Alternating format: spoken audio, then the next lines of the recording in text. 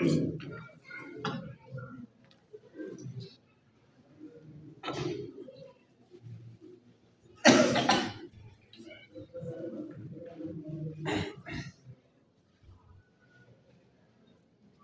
بالله من الشيطان الرجيم. بسم الله الرحمن الرحيم. يا أيها الذين آمنوا هل أدلكم على تجارة تنجيكم من عذاب أليم تؤمنون بالله ورسوله وتجاهدون في سبيل الله بأموالكم وأنفسكم ذلكم خير لكم إن كنتم تعلمون.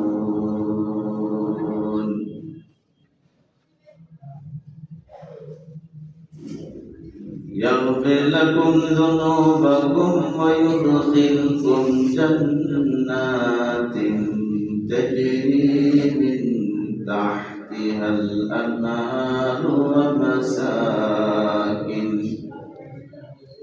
ومساكن طيبة في جنات عدن ذلك الفوز العظيم.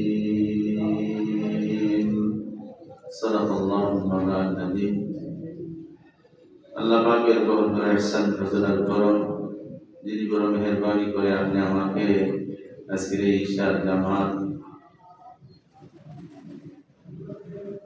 নামাজ আদায়ের সবচেয়ে উত্তম পন্থায় উত্তম অবস্থায় আমরা আদায় করতে পেরেছি।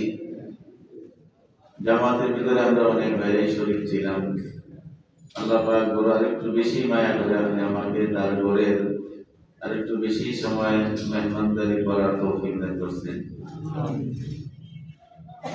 আল্লাহ পাক যে সমস্ত বান্দাদেরকে মহব্বত করেন, ভালোবাসেন, এদের পরিচয় ইসলামের ভাষায় শরীয়তের দৃষ্টিতে একটাই, যে মানুষটাকে আল্লাহ পাক বেশি বেশি নেক আমলের সুযোগ দেন।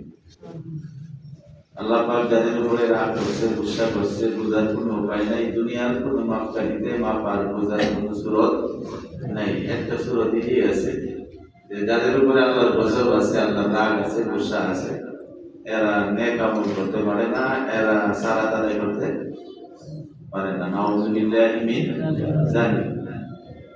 আর একটু বেশি সময় আল্লাহর কালামের আলোচনা নিয়ে বসার সুযোগ পেয়েছি।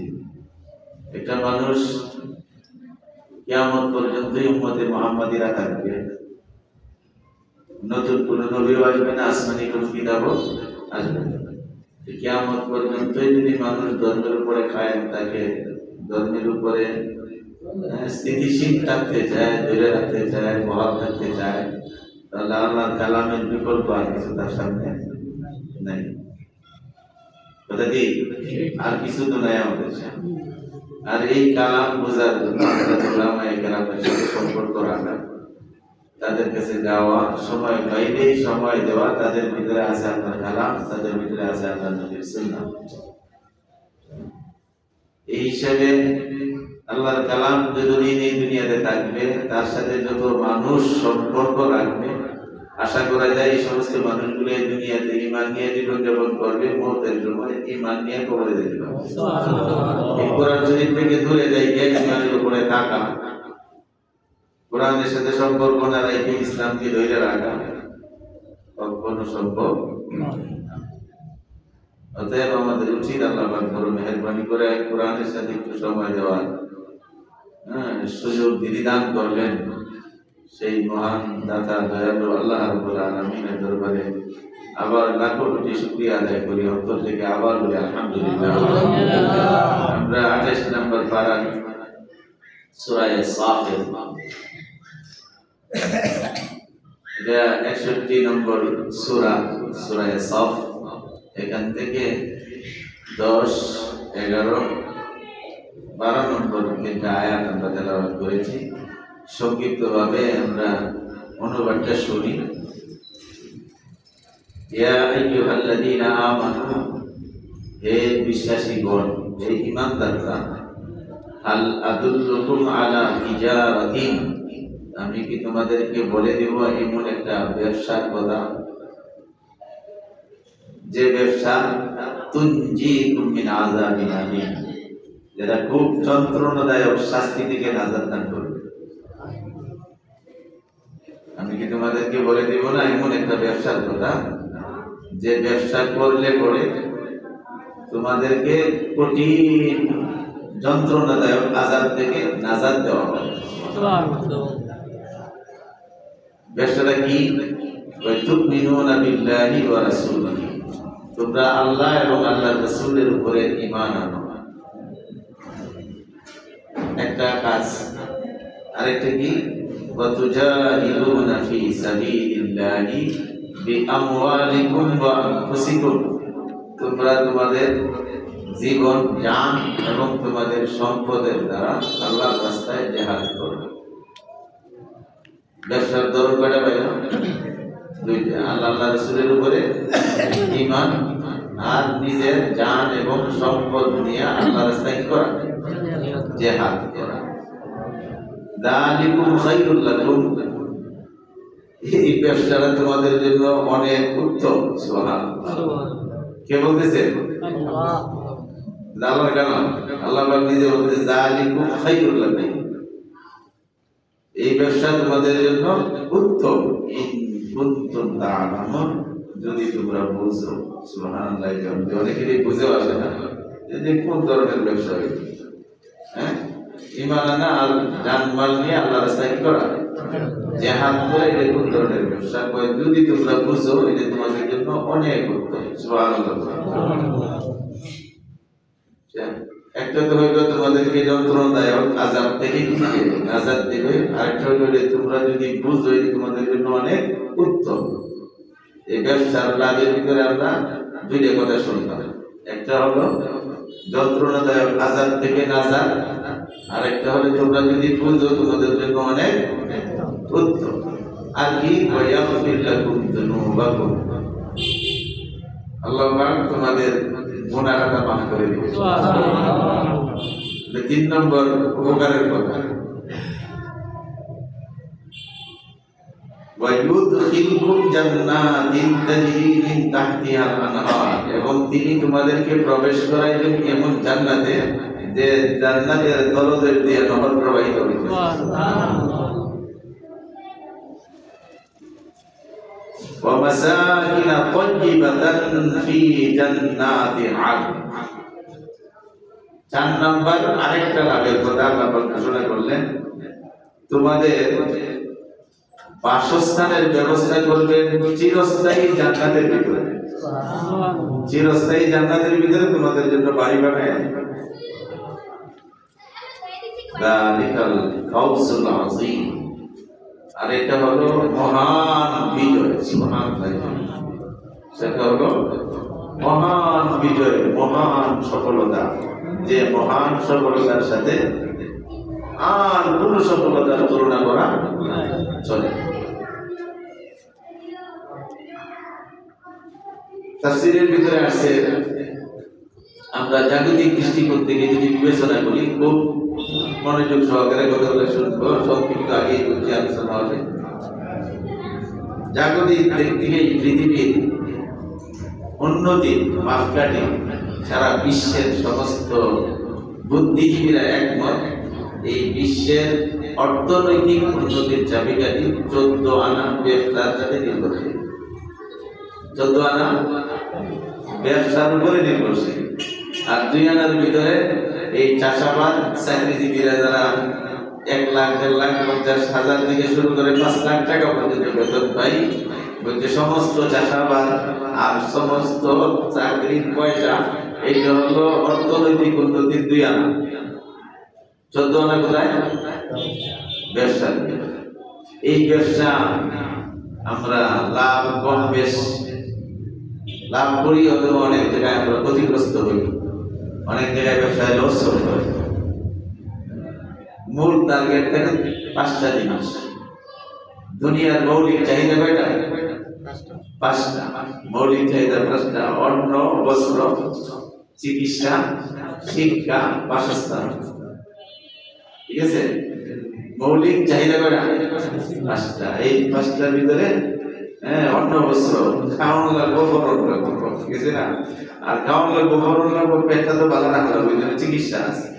আর আমি যে একটা মানুষ, রক্তে মাংসের মানুষ, রক্ত মাংস অনেক প্রাণীর ভিতরে আছে, আমি মনুষ্যত্বটা বোঝার জন্য শিক্ষার প্রয়োজন আছে। যে জাতির শিক্ষা নেই, এই জাতির মেরুদণ্ডই নেই। এই জাতির দাঁড়ানোর মতো কোমরে শক্তি নেই, পিঠে হাড্ডি নেই। যেহেতু শিক্ষা, চিকিৎসা আরেকটা হলো ভালো খাই, মোড়া খাই, মোড়া খাই আর শিকড় খাই, ভালো বলি আর শিকড় বলি। সবারই একটু রাত্রে বিশ্রামের জন্য একটা বাসস্থানের দরকার। মৌলিক চাহিদার ভিতরে এই জিনিসগুলো আছে। যেহেতু আল্লাহ রাব্বুল আলামিন একটা ব্যবসার কথা বলতেছেন, সমস্ত ব্যবসার মূল টার্গেট হলো এই 5টা মৌলিক চাহিদা পূরণ করা। এতে 5টা মৌলিক চাহিদা পূরণ করা। আল্লাহ রাব্বুল আলামিনের এই ব্যবসার ভিতরে ঠিক মৌলিক চাহিদা একজন ইমানদারের এই দুনিয়ার চেয়ে আখিরাতের মৌলিক চাহিদাগুলোর প্রয়োজন কোনটা বেশি? সাময়িক না চিরস্থায়ী? তুমি স্বাস্থ্য যতই ভালো রাখো, আমি আপনার স্বাস্থ্য যতই ভালো রাখি, একদিন এই স্বাস্থ্য বাংলা ধরবেই। বয়স যখন 40-50 পারিয়ে যাবে, আমার চেহারা চামড়ার ভিতরে বাস, যতই আমি সুন্দর হই বাস পড়বে। আমি যতই শক্তিশালী নিয়ে একটা সময় কাটাই, একটা সময় শক্তি আবার ডাউনের দিকে যাইতেই যাইবে। একই পাতিলের রান্না খাবার খায় আমার নাতি এবং আমি দাদা। নাতি তো খালি টাকা টুকরো বড় হইতেছে, সুস্থ ভালো হইতেছে। একই রান্না তো আমি দাদাও খাচ্ছি, কিন্তু আমি আস্তে আস্তে খালি ডাউন হয়ে যাচ্ছি। কথা ঠিক না? তাহলে বোঝা যায় যে আমি যে এই দুনিয়ার মৌলিক চাহিদাগুলি যেগুলি বানাইছি, এইগুলি একটা সীমিত এবং সাময়িক, এবং এর ভিতরে নিশ্চয়তার গ্যারান্টি দেওয়ার কোনো সুযোগ নাই। দুনিয়ার ব্যবসার ভিতরেও লাভ আছে, সেই লাভ ভোগ করার অনেকের ভাগ্যে হয়, অনেকের ভাগ্যে হয় না। অনেকেই ঢাকায় বাড়ি করে, পৃথিবীর বিভিন্ন রাষ্ট্রে বাড়ি করছে, বাড়ি করে যেদিন শেষ সেদিন তার জানাজা। ইতিহাস বোধহয় নাই। রামপুরাতে অনেক মানুষের নাম এবং হোল্ডিং নাম্বার বলতে পারবো, যারা বাড়ি কমপ্লিট করে মিলাদের আয়োজন, তারিখ তারিখ সবকিছু হয়েছে, কিন্তু সেই মিলাদ হয়েছে তার রুহের মাগফিরাতের দোয়া, তার সুন্দর করে থাকা আর বাড়ির জন্য কল্যাণ মঙ্গল দোয়া হয়েছে, কিন্তু তিনি এই কল্যাণের অধিকারী হন নাই। ঠিক না? আল্লাহ পাকের যে ব্যবসা, এই ব্যবসার সাথে একটু তুলনা করলে দেখা যায় এখানে দুনিয়ার ব্যবসার ভিতরে যেরকম পুঁজির দরকার, পুঁজি ছাড়া কি হবে না, ব্যবসা হয় না। সাথে সাথে শরীরের কষ্ট, শুধু পুঁজি কাটায় দেখা যায় অনেক জায়গায় সুফল পাওয়া যায় না। যখন তার সাথে একটু শারীরিক ব্যয়ও হয়, তখন দেখা যায় যে ব্যবসা একটা গতি ধারায় উঠে, কিন্তু সেই ব্যবসারও সিকিউরিটি এবং নিশ্চয়তা দেওয়ার কোনো সুযোগ নাই। যদি কোনো ব্যবসায়ী এই দুনিয়াতে নিশ্চিত লাভের চিন্তা করে ব্যবসা করে, সেই ব্যবসাটা কোরআন হাদিস এবং শরীয়তের দৃষ্টিতে না যায়। একটা ব্যবসা আছে যার মধ্যে লস নাই, করে লাভ আছে নাই, সুদি নাই, সুদের ব্যবসা। সুদি ব্যবসা ছাড়া অন্য ব্যবসাটাকে বলছেন আহাল্লাহু বাইআ ওয়া হারামার রিবা। আল্লাহ পাক বলতেছেন, আমি আল্লাহ পাক তোমাদের জন্য ব্যবসাকে বৈধ করলাম। যেহেতু দুনিয়ার জাগতিক চিন্তা ফিকিরের দ্বারা তোমাদের চিন্তা চেতনায় বোঝাতে গেছে যে 14 আনা অর্থনৈতিক উন্নয়ন ব্যবসার সাথে সম্পৃক্ত, আমি আল্লাহ পাক ব্যবসাকে হারাম করে দিলাম। সুবিধা অসুবিধা, কিন্তু যে ব্যবসার ভিতরে লস নাই, শুধু লাভই লাভ, এর দ্বারা নিশ্চয়ই এক শ্রেণীর মানুষ বড় ক্ষতিগ্রস্ত। ব্যবসায়ী দ্বারা, সুদী ব্যবসার দ্বারা যারা অর্থের মালিক, তারা শুধু লাভই পায়, তারা আরো বড় লোক হয়। আর যারা আমরা ব্যবসা করি মনে করতেছি বালাই তো লাভ হইতেছে, কিস্তি দিতেছি, লাভ চলতেছে, কিন্তু পরিশেষে দেখা যাবে ওরা শুধু ক্ষতিগ্রস্তই হচ্ছে। সুদের ব্যবসার ভিতরে সুদীরা কোনোদিন লাভবান হইতে পারে না। ক্ষতি আছে। কেন? এই জন্যই আল্লাহ পাক বলছেন যে সুদকে আমি কি করে দিছি? হারাম করে দিছি, ব্যবসাকে হালাল করছি। তোমরা হালাল ভাবে ব্যবসা করো, এর ভিতরে লাভেরও আছে, নিশ্চয়তা দেওয়ার কোনো সুযোগ নাই যে শুধু লাভই হবে, ক্ষতিরও সম্ভাবনা আছে। এই দুইটা আছে বিধায় আমি ব্যবসা কি করছি? হালাল করেছি। কিন্তু আল্লাহ পাক বলতেছেন তোমাদের এই জাগতিক ব্যবসাগুলি তোমার মতো আরেক শ্রেণীর মানুষ, হয় নাস্তিক হোক অথবা অন্য ধর্মের হোক, তোমার মতো আরেকটা মানুষ তোমার সাথে ব্যবসার লেনদেন করে। কিন্তু আমি যে ব্যবসা ঘোষণা করেছি এইখানে খরিদ্দার ক্রেতা তোমরা, বিক্রেতা আমি আল্লাহ। সারা পৃথিবীর সমস্ত ব্যবসায়ী বিক্রেতারা মিললেও যা করতে পারে না, আমি আল্লাহ তা করতে পারি, তা করতে পারি। আর আমি আল্লাহ পাক যদি কোনো কিছু হইতে না দিই, সারা পৃথিবীর ব্যবসায়ীরা মিলেও তা হওয়া সম্ভব, হওয়ানো সম্ভব নাই। এটাই হলো কি ইমানদারদের ইমান, না? যে আল্লাহ পাক যখন যা চান সব করতে পারেন পৃথিবীর সমস্ত মানুষের বিরুদ্ধে, আর পৃথিবীর সব মানুষ যারা করতে চায় আল্লাহ সেটাও বন্ধ করতে পারেন সমস্ত মানুষের বিরুদ্ধে। কথা ঠিক? অতএব এই ব্যবসার ভিতরে ক্রেতা হইলে তুমি, আর মূল ধনটা হলো তোমার ইমান, আর তোমার সময় আর অর্থ নিয়ে আমার রাস্তায় কাজ করা, আমার রাস্তায় জিহাদ করা। আর দুনিয়ার লাভ অনেক সময় তোমরা ব্যবসায় লাভ করলেও ভোগ করার গ্যারান্টি নাই।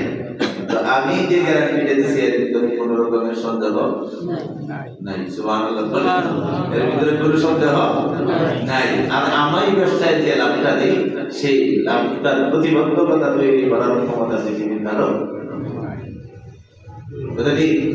সেই ব্যবসাটা কি?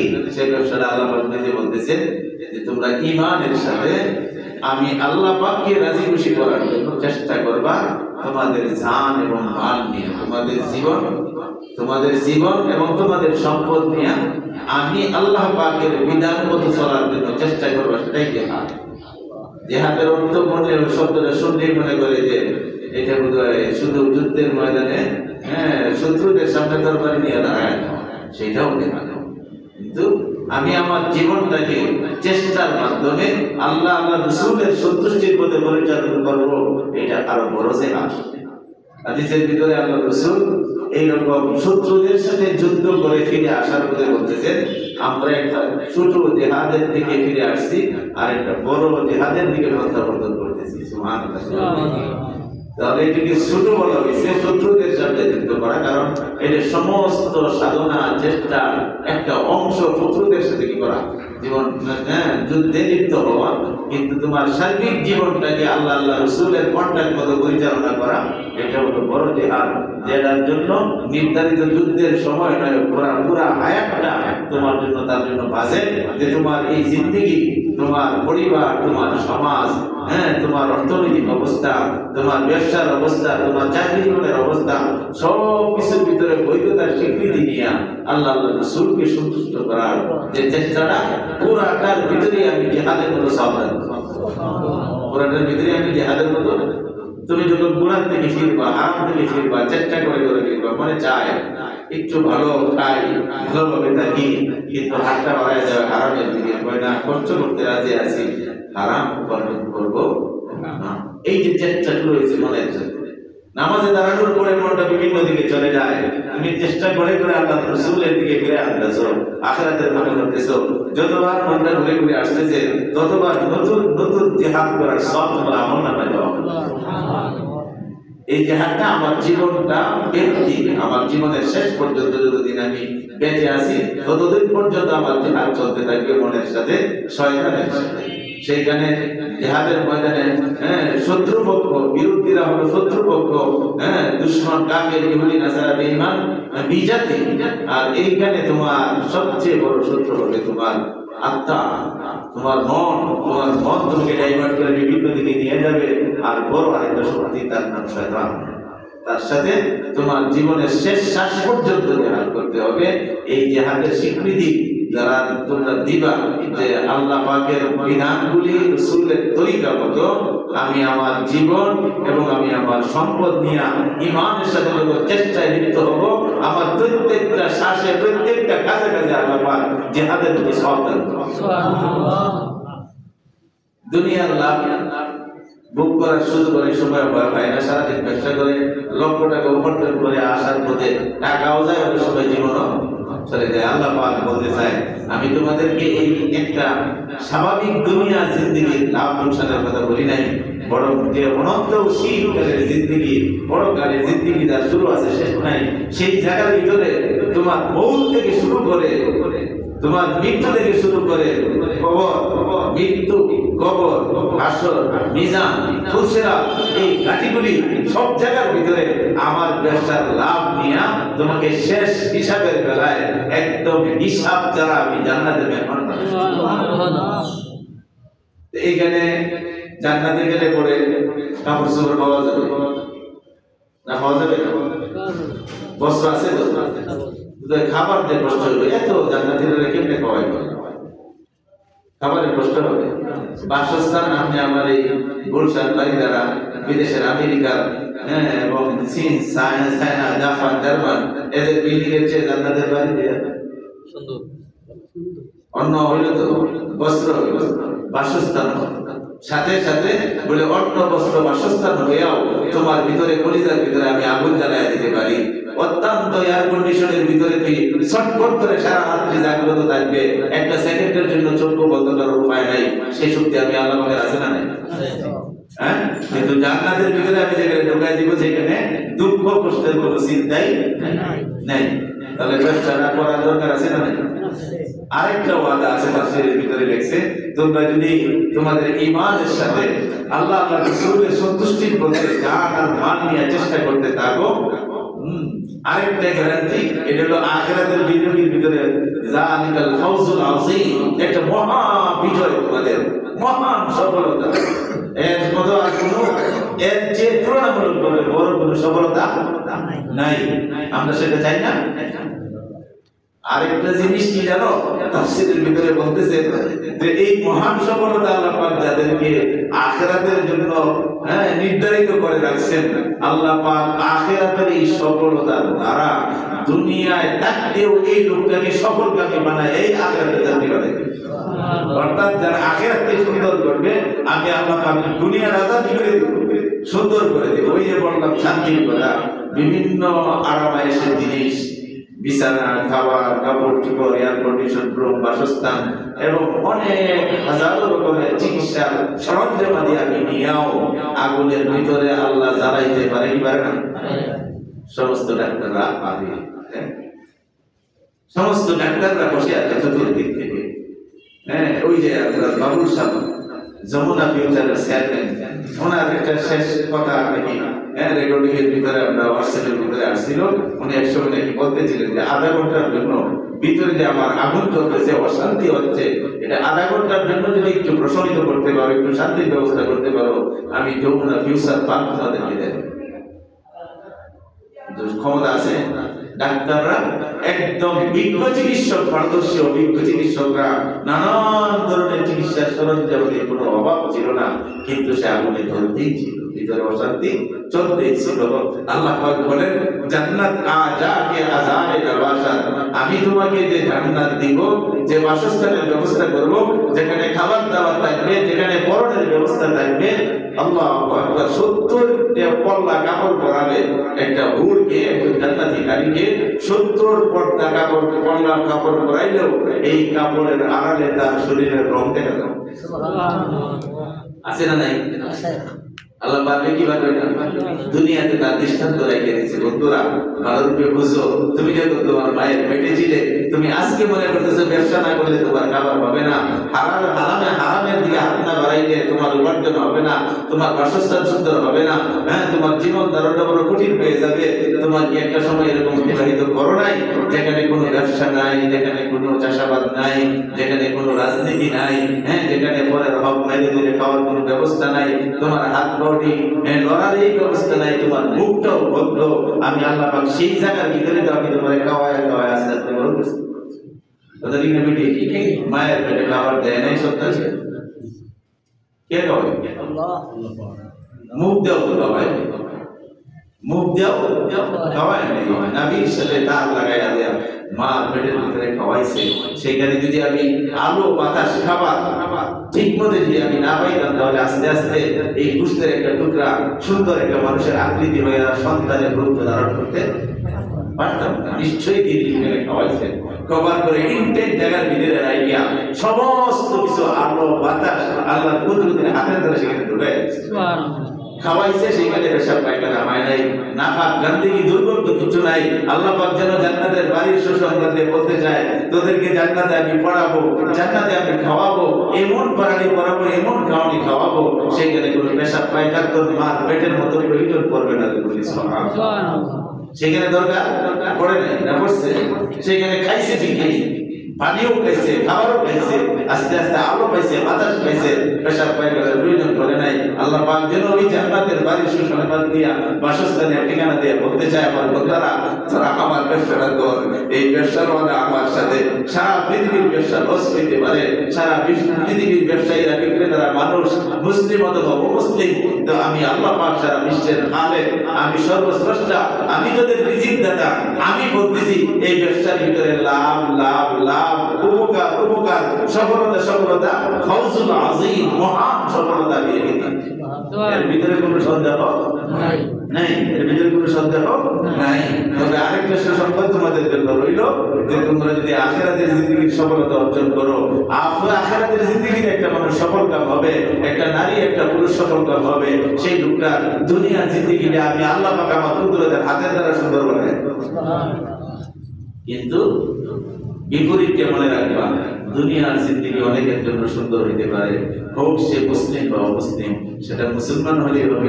অনেক নাস্তিকরা দুনিয়ার অনেক আয় উন্নতি উপার্জন করতেছে বলে তার দুনিয়া সুন্দর হবে, তার আখিরাত সুন্দর হবে, এটার গ্যারান্টি নাই। কিন্তু আল্লাহ পাক যেন গ্যারান্টি দিতে যায়, তার আখিরাত যখন সুন্দর করার জন্য ঈমানের সাথে জান মাল নিয়ে আমার হালাল পথে আমার নবীর তরিকায় চলার জন্য নিজে, পরিবার, সমাজ, দেশকে চালানোর জন্য, জাতিকে চালানোর জন্য চেষ্টা করবে, এইটাই বড় জিহাদ। এই জিহাদ করলে পরে আমার গ্যারান্টি আছে, আমার গ্যারান্টি আছে, সেইখানে তোদের সফলতা ছাড়া নিষ্ফলতার কিছুই নাই। পুরাটাই কি সফলতা। ব্যবসাটা করতে রাজি আছি ইনশাআল্লাহ। আল্লাহ পাক বড় মেহেরবানি করে আপনি আমার ভিতরে ঈমান দান করেছে। আমার দায়িত্ব কর্তব্য হবো, আমার জান, আমার এই সম্পদ যেন হালাল ভাবে আল্লাহ রাসূলের সন্তুষ্টির পথে আমি ব্যবসা ব্যয় করার জন্য, বিনিয়োগ করার জন্য চেষ্টা করতে পারি। চেষ্টা করবো তো ইনশাআল্লাহ। আল্লাহ পাক আমাদেরকে তৌফিক দান করুন। আমার জীবন যেন আল্লাহ পাকের ব্যবসায় বিনিয়োগ হয়, আমার অর্জিত সম্পদ যেন আল্লাহ পাকের ব্যবসায় বিনিয়োগ হয়। সেই ব্যবসাটা কি? আল্লাহর উপরে ঈমান আনা, আল্লাহ রাসূলের প্রতি ঈমান আনা, আর নিজের অর্জিত জ্ঞান আর সম্পদ নিয়ে আল্লাহ রাসূলকে খুশি করার জন্য চেষ্টা করা।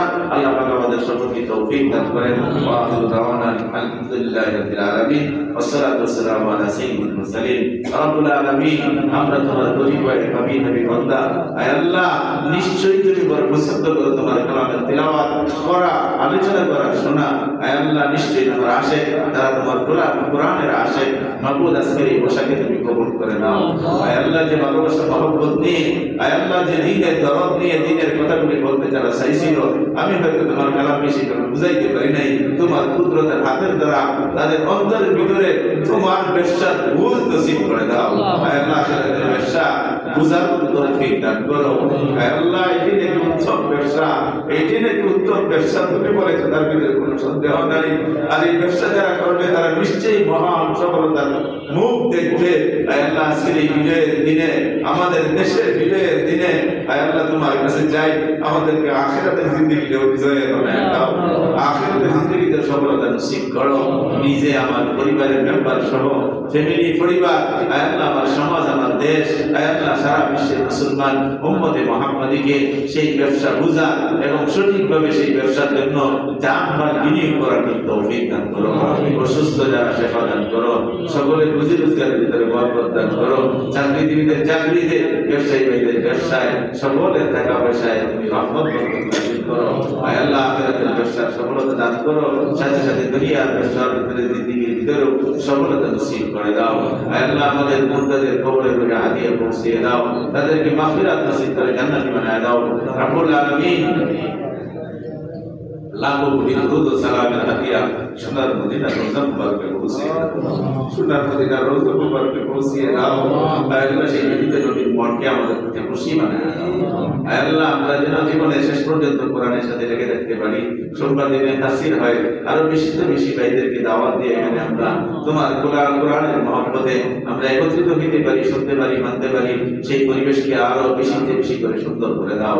রব্বির হামহুমা কামা রাব্বায়ানি সগীরা রব্বির হামহুমা কামা রাব্বায়ানি সগীরা ওয়াজআল আখিরা কালামিনা ইনদাল মাউতি লা ইলাহা ইল্লাল্লাহ মুহাম্মাদুর রাসূলুল্লাহ। ওয়া আলাইকুম আসসালাম।